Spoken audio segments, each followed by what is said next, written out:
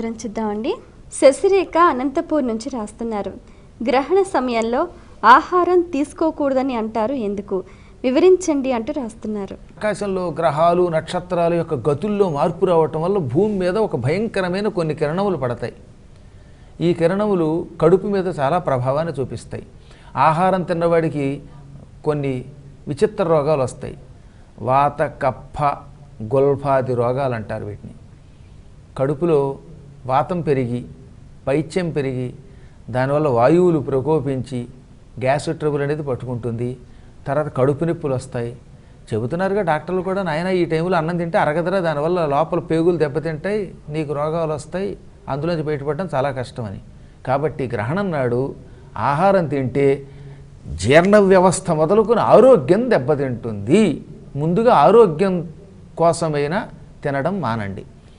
ఆరోగ్యం తర్వాత రెండోది ఏమిటి? గ్రహణం నాడు గ్రహముల యొక్క అనుగ్రహానికి దూరం అవుతాం గనక సూర్యుడిని చూసినా ఆహారం తిన్నా అది కూడా ప్రమాదమే. ఇంకా అక్కడి నుంచి రోజు ఏ జ్యోతిష్కుడి దగ్గరికి వెడదామా, ఈ కష్టంలోంచి ఎలా బయటపడదామా అంటూ ఈ లైవ్లన్నీ చూసి అనేక ప్రయోగాలు చేసుకుని ఇందులోంచి బయటపడడానికి నానాయాతనలో పడే కంటే ఒక్క పూట మనం గ్రహణం చూడకుండా, గ్రహణం నాడు ఆహారం తీసుకోకుండా ఉండలేమా? ఉండగలం.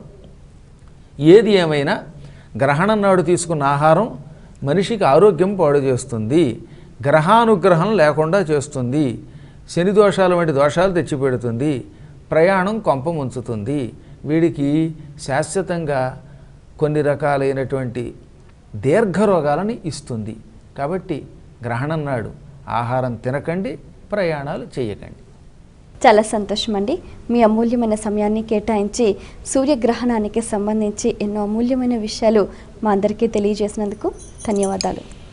చూశారు కదండి, ఇది ఇవాల్టి మన ప్రత్యేక ధర్మ సందేహాలు కార్యక్రమం. గ్రహణానికి సంబంధించి ఎన్నో విషయాలు మీరంతా కూడా తెలుసుకున్నారు కదా. ఆ విధంగా పాటించి మీరు కూడా సంతోషాన్ని పొందండి. మరో కార్యక్రమంలో మళ్ళీ కలుసుకుందాం. అంతవరకు సెలవు.